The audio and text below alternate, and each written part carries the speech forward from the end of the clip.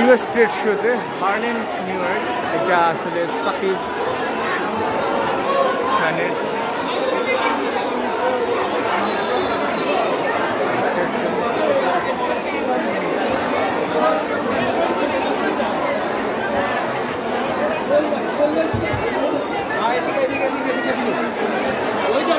মাত্র এসেছিলেন সাকিব খান এবং সাকিব আল হাসান এই শোরুমে। তখন আসলে খুব ক্লাউড এবং খুব ভিড় হয়, তারা মাত্র বের হয়ে গেলেন।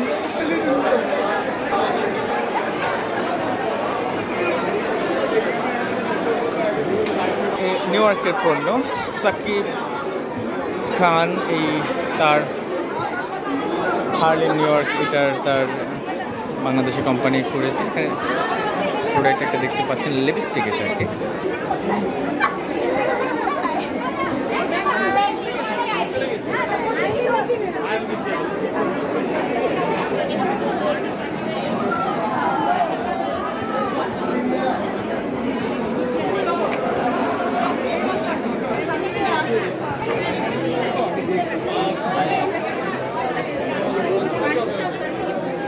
রিসার্চ অ্যান্ড ইনোভেশন, এটা R&Dতে কী কী হয় সেটা দেখানো আর কি। কসমেটিকগুলোতে তারা কী করে 50% নিতে হবে।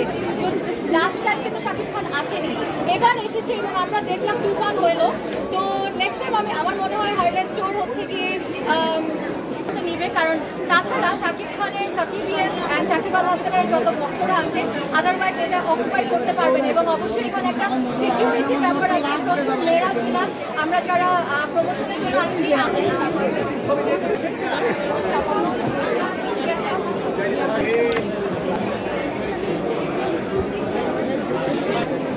অনেকে আসলো যে হার্লেমে সাকিব খানের যে কোম্পানি, যেটা নিউ ইয়র্কের পণ্যগুলো আমেরিকার পণ্য এখানে আসছে, প্রসাধনী সামগ্রী, যার জন্য অনেকেই আসছে এখানে কিনতে। তারা দেখতেছে এর গুণাগুণ। ইন্টারকন্টিনেন্টাল রাজধানীতে এই ট্রেড শো, ইউএস ট্রেড শোতে